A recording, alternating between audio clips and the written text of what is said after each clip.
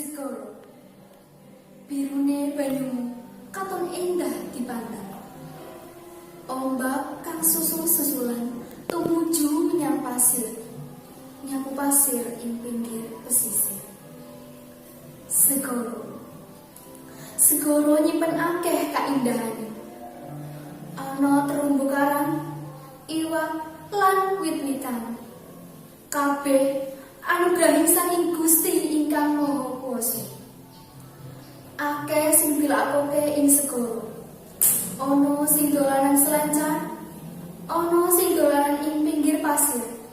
Kabeh amarga kepincut kaindahing segara.